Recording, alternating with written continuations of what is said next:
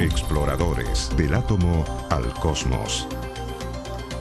¿Cómo están? Comenzamos este nuevo capítulo de Exploradores del átomo al cosmos. Todas las semanas en Canal 24 Horas, también en 24horas.cl y nuestras plataformas, revisando la ciencia y la tecnología, la investigación, el desarrollo también del conocimiento en nuestro país a través de los distintos centros, academias, universidades que nos han acompañado durante todas nuestras temporadas.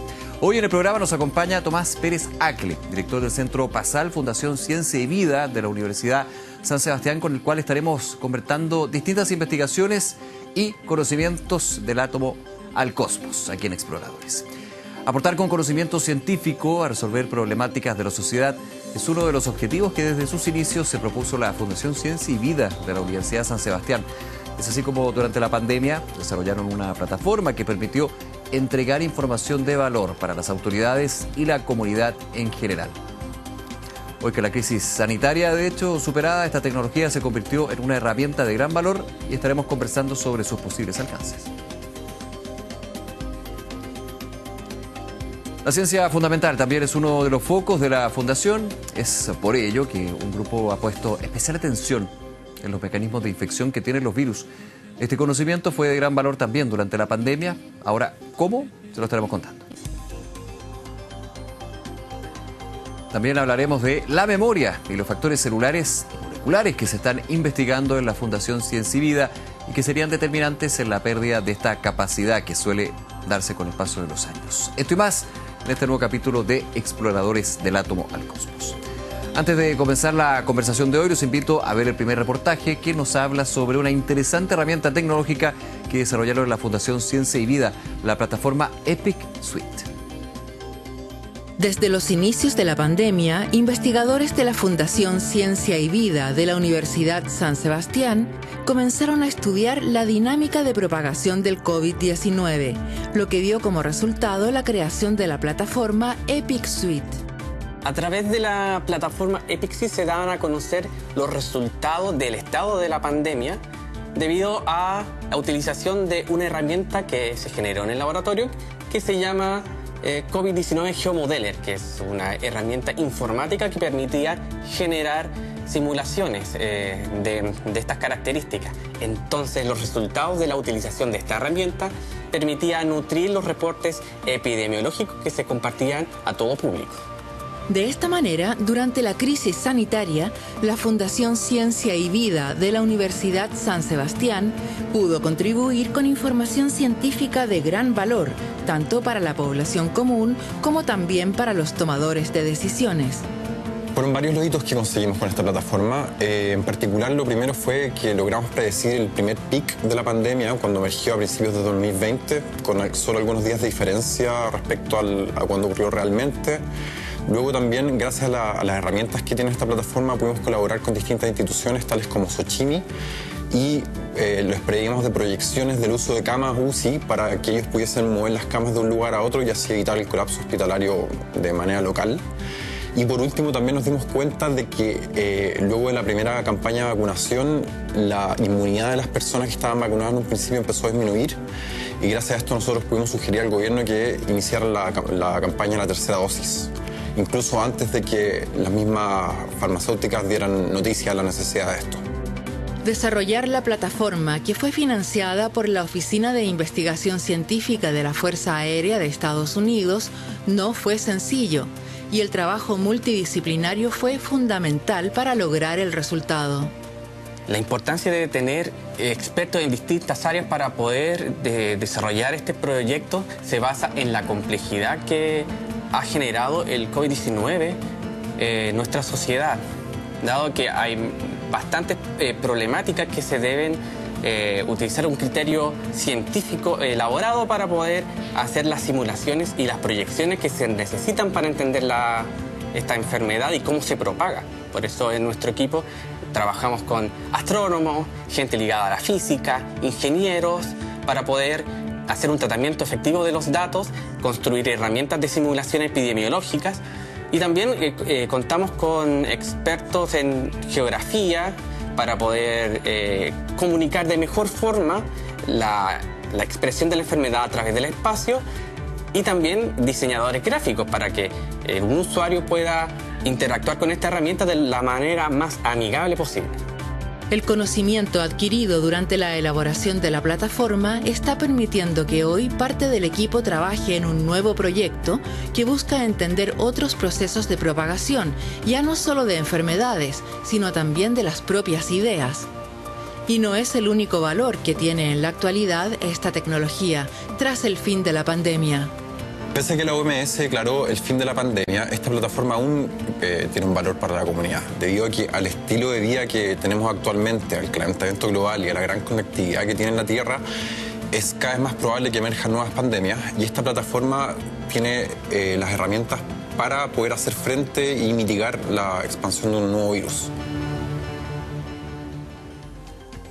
Y para conversar sobre esta plataforma o otros temas que está desarrollando la Fundación Ciencia y Vida, estamos con el director del Centro Basal de la Fundación, Tomás Pérez Agle. Tomás, muchas gracias por acompañarnos en Exploradores. Muchas gracias a ustedes por la invitación.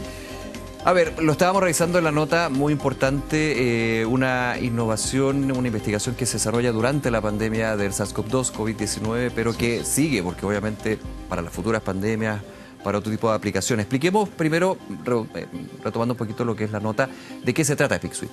Claro. Durante la pandemia, de hecho al principio de la pandemia, varios grupos de investigación chilenos fuimos invitados por el Ministerio de Ciencia a apoyar la toma de decisiones. Particularmente nuestro grupo, junto con investigadores de la Universidad de Chile y de la Universidad Católica, formamos lo que se llamaba la Mesa de Datos y el Grupo de Modelamiento. En ambos escenarios nuestra misión era tratar de proyectar cuál iba a ser la situación desde el punto de vista del país, producto de la pandemia, particularmente desde el punto de vista sanitario. En ese contexto, entonces, nosotros postulamos un fondo internacional desde la Fundación Ciencia y Vida de la Universidad de San Sebastián, que es un fondo de la Oficina de Investigación de la Fuerza Aérea Norteamericana, y era un fondo específico para financiar proyectos COVID a nivel internacional que pudieran desarrollar herramientas de modelamiento. Porque al principio, cuando viene una pandemia para la cual no hay tratamiento farmacéutico posible, las únicas medidas razonables tienen que ver con medidas no farmacéuticas. Claro. Es decir, que principalmente con evitar el contagio, mediante reducción de movilidad, mediante algunas aproximaciones. Hagamos memoria cuando no existía vacuna. Cuando no existía vacuna. Cuando todavía no se estaba hablando de hacer una vacuna. Sí, ni siquiera, estamos hablando de marzo, abril de 2020. Entonces, nosotros armamos un equipo, postulamos a este fondo internacional, un fondo bien cuantioso, que nos adjudicamos y que nos permitió desarrollar esta plataforma. Y esta fue la plataforma que nosotros utilizamos para desarrollar los modelos que finalmente permitieron la toma de decisiones informadas. No solamente nuestro grupo contribuyó, como mencionaba, contribuyeron modelos desde la Universidad de Chile y de la Universidad Católica, y lo que nos indicaba el ministro de Ciencia, el doctor Andrés Cuba, en esa época, es que se presentaban los modelos a la mesa de decisión y en base a esos modelos se tomaban las decisiones. ¿Cuáles eran las decisiones que se tomaban en base a esta plataforma, a este modelo? Bueno, yo creo que el hito más grande, claro, el hito más grande tuvo que ver con las primeras cuarentenas, donde los grupos de investigación propusimos modelos que permitían de alguna manera evaluar la situación con y sin cuarentena. Nosotros produjimos varios modelos, los presentamos de hecho a través del ministro Cub en La Moneda de manera telemática, porque estábamos todos en nuestras casas, ¿cierto? Sí, claro. Al mismo presidente Piñera, y fue el presidente finalmente el que de alguna manera toma estas decisiones de ir en los primeros procesos de restricción de movilidad que afectaron a Chile, a propósito de los modelos que presentamos nosotros junto con otros grupos. Lo que tomaba distintos factores, entre ellos la aglomeración, la cantidad de claro, testeos positivos de COVID-19, eran varios elementos que de alguna manera estaban en esta juguera y daban un modelamiento en términos de la proyección sobre la transmisión del virus, ¿no? Convengamos que las pandemias son procesos complejos que tienen muchos factores. Tal como algún minuto nos dijo el ministro Cuba a todos los investigadores que participábamos de estos procesos, bien frustrados nosotros por el tipo de decisiones que se tomaban, es que al final las decisiones son políticas. Varias veces aquí en el canal. Que las decisiones son políticas, pero políticas no partidistas, políticas en términos de lo complejo de una decisión. Afectan factores económicos, factores sociales, factores claro, de salud pública, hasta incluso los factores políticos partidistas. Todos estos elementos se tienen que incorporar en un modelo, de tal manera de que el modelo sea lo más abierto posible y que pueda permitir evaluar distintos escenarios, desde los números de personas infectadas, desde el número de camas disponibles, y eso era muy importante porque uno de los elementos relevantes del modelo es que no solamente es capaz de proyectar la cantidad de personas que van a estar infectadas en un punto determinado, sino además cómo ese número de personas infectadas va a incidir sobre la ocupación hospitalaria. Y así evitar la saturación, digamos, de la red asistencial. Así es, ese fue el gran objetivo que nos puso en esa época el ministro Mañalich y después el ministro París, de cómo podíamos generar un modelo que permitiera proyectar el uso de camas tal que no se llegara al dilema de la última cama, ¿no? Claro. Como había ocurrido en otros países, particularmente en Europa. Ahora, pasa la pandemia y esta plataforma se mantiene. Se ha ido aplicando para otro tipo de usos, para otro tipo de virus. Lo comentamos también en varias conversaciones. O sea, la pandemia de COVID-19 es una de tantas pandemias y que hay que prepararnos también para otra. Y esto es conocimiento que no es que se deje en el cajón, sino que se sigue utilizando, pero se tiene siempre a la postre para cuando hay una situación de emergencia, digamos, a ese nivel. Sí, bueno, importante señalar que nosotros venimos trabajando en modelamiento de enfermedades infecciosas desde el año 2010, donde publicamos un primer artículo a propósito de una epidemia zombie que modelamos en el país, ¿no? Y eso que nació como una especie de juego académico termina siendo vital para desarrollar estas capacidades. Esta plataforma es la base de un consorcio internacional que formamos. Somos más de 80 investigadores a lo largo de 11 países de Latinoamérica, que en conjunto postulamos a un fondo del Centro de Control de Enfermedades norteamericano para la creación de centros de innovación en modelamiento y analítica pandémica. Este fue un fondo que nosotros postulamos en julio de 2023. El fondo fue adjudicado. Estamos a la espera de recibir el financiamiento. Hay algunos avatares políticos que están sacudiendo a Estados Unidos últimamente, sí, claro, que mantienen las cosas un poco a raya. Pero lo interesante es que este consorcio de más de 80 personas a lo largo de toda Latinoamérica se basa en las capacidades que nosotros desarrollamos en la pandemia. No es el único elemento, ¿no? El consorcio tiene como fin identificar datos que nos permitan de manera conjunta prepararnos para la próxima pandemia, desarrollar herramientas de modelamiento a partir de estos datos y particularmente, y quizá uno de los elementos más interesantes, en este consorcio participan personas del área de la toma de decisiones, representantes de los distintos ministerios de salud a lo largo de toda Latinoamérica, para quienes eventualmente van a ser útiles estos modelos para tomar decisiones informadas. Tomás, vamos a hacer una pausa, pero vamos a seguir conociendo el trabajo que han estado desarrollando en la Fundación Ciencia y Vida, pero antes también, durante la pandemia que estábamos comentando, el conocimiento que existía en la Fundación en torno a los virus fue de gran valor para entender el COVID-19. De eso lo revisamos en la siguiente nota. Hacemos una pausa, seguimos conversando con Tomás Pérez Acre de la Fundación Ciencia y Vida aquí en Exploradores. Durante los últimos años, un grupo de investigadores de la Fundación Ciencia y Vida de la Universidad San Sebastián se ha dedicado a estudiar virus endémicos con potencial pandémico como los hantavirus, específicamente el que encontramos en Chile, Andes virus. Nuestro laboratorio está enfocado en estudiar los hantavirus altamente patogénicos que causan en Chile alrededor del 30% de letalidad por el síndrome cardiopulmonar.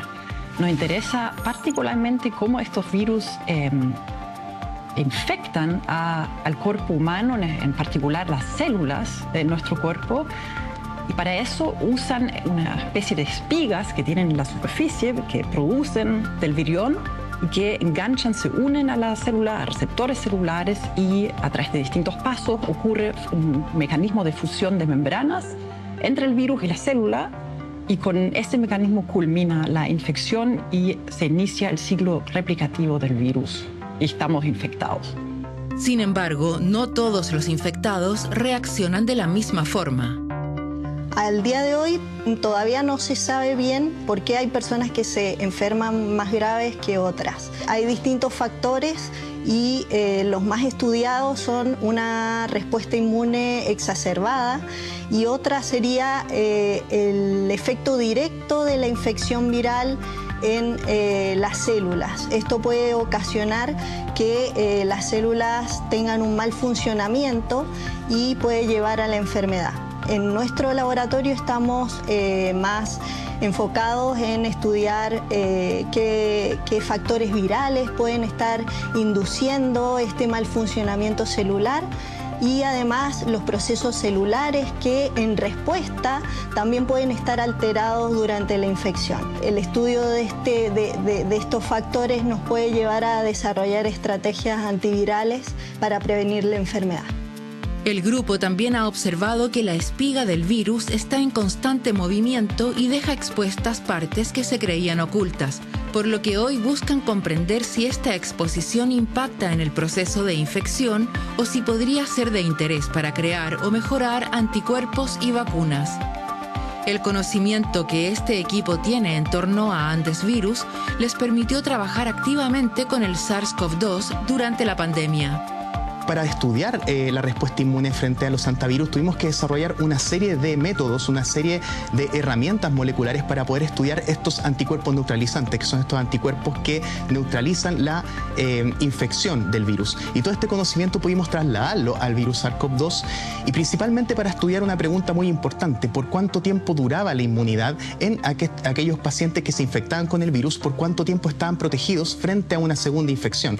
Y también, por supuesto, conocer cómo se comportaba este tipo de inmunidad en aquellas personas que recibían distintos tipos de vacunas. Lo que encontramos en este caso es que en aquellos pacientes que se infectaban con el virus, este tipo de inmunidad podía durar hasta por más de 13 meses. Y en aquellos pacientes infectados, aquellos que recibían, por ejemplo, 2 dosis de la vacuna de Coronavac, tenían un aumento significativo en esta actividad neutralizante, pero que además se veía reforzado al recibir una dosis heteróloga de la vacuna de Pfizer-BioNTech.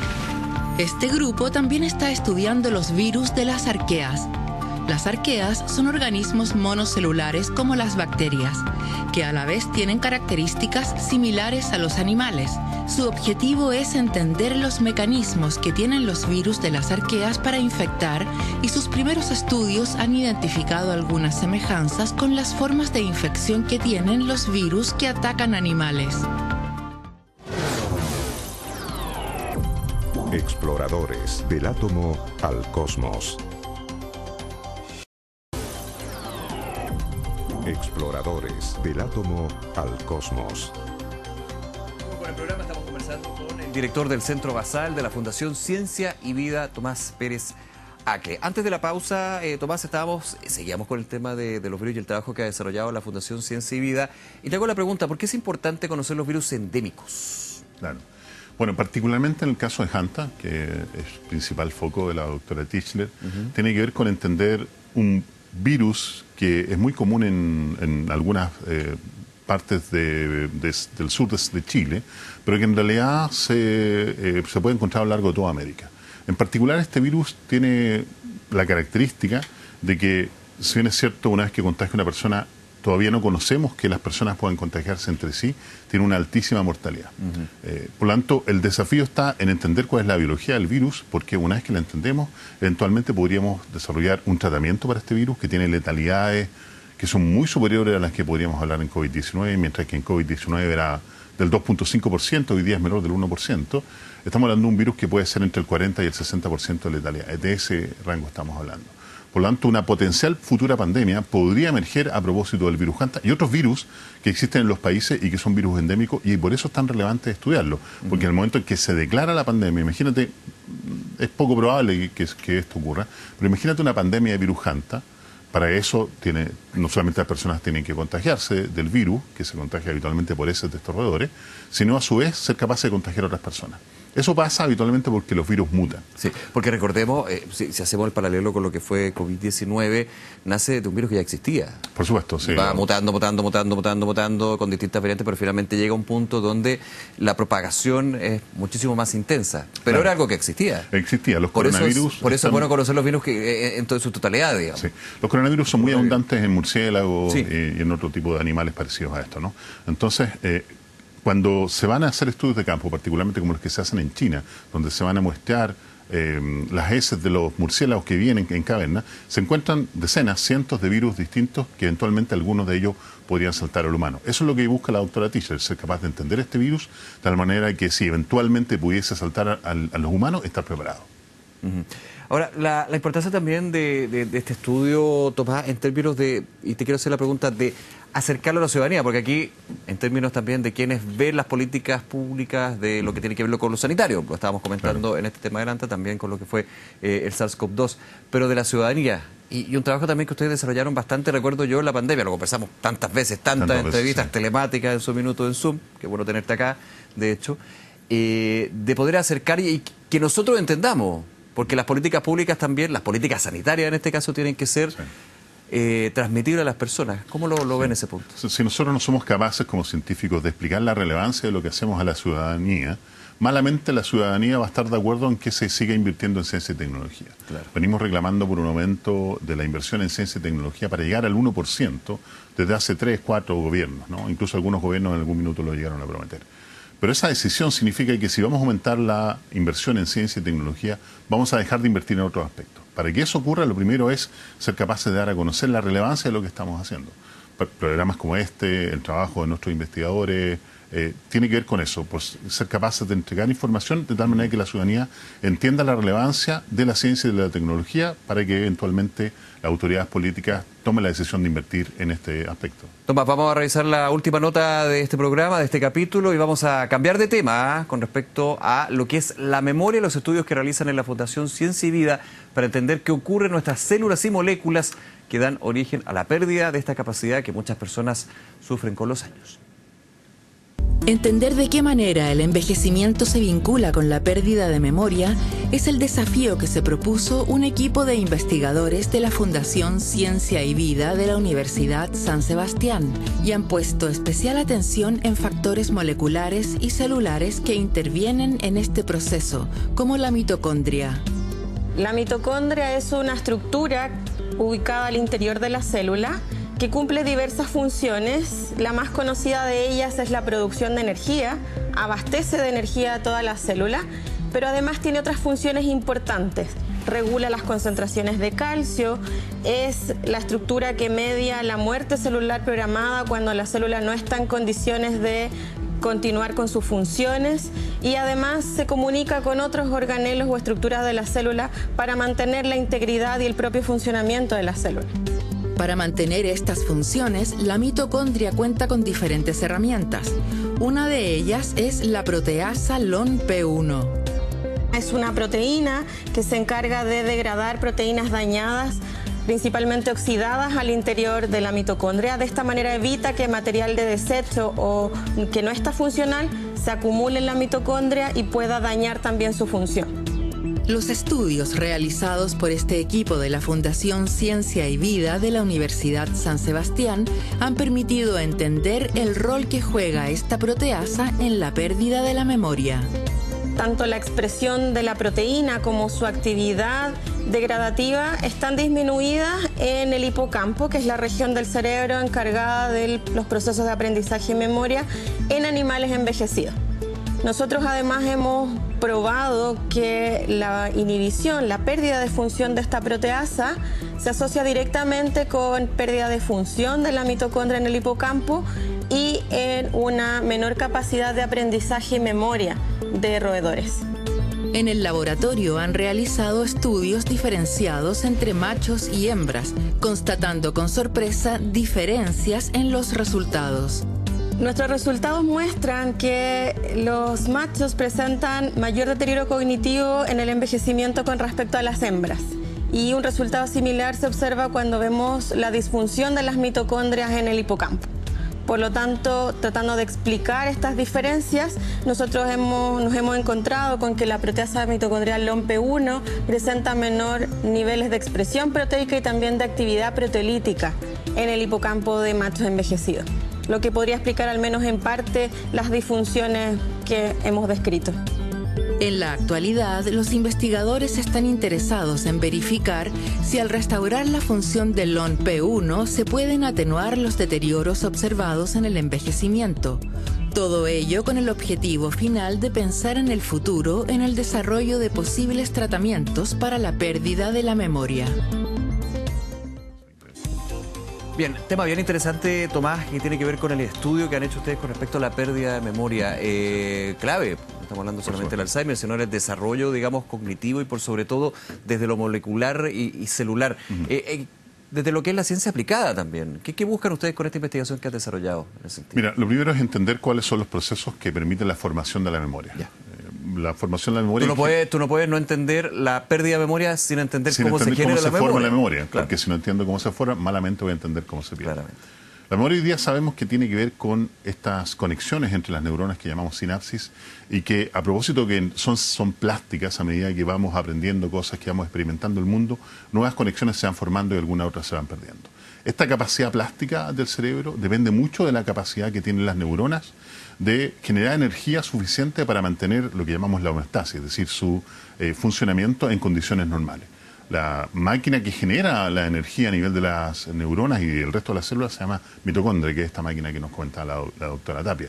Cuando nosotros entendemos cuál es el rol que tiene esta máquina generadora de energía para mantener a las neuronas funcionando, podríamos eventualmente entender por qué algunas neuronas pierden la capacidad plástica de generar nuevas sinapsis y por lo tanto perder la capacidad de crear memoria o de mantener la memoria. Por lo tanto, una vez que entendemos que la pérdida de memoria podría estar relacionada con una pérdida de la capacidad de generación de energía y de mantención de la homeostasis o del funcionamiento normal de la neurona, eventualmente podríamos desarrollar un medicamento o una droga que permita mantener la máquina funcionando y por lo tanto mantener la memoria. Tomás Pérez Acles, se nos termina el tiempo, pero agradecerte que nos haya acompañado y también el trabajo de Fundación Ciencia y Vida que resaltamos aquí en Exploradores. Que te vaya muy bien. Muchas gracias. Hasta luego, muchas gracias. Y a ustedes, como siempre, agradecerles su sintonía y recordarles que todos los capítulos, centros, universidades, la innovación y desarrollo hecha en Chile, la pueden revisar en nuestras distintas temporadas de Exploradores en 24horas.cl. Que esté muy bien. Nos vemos. Chao.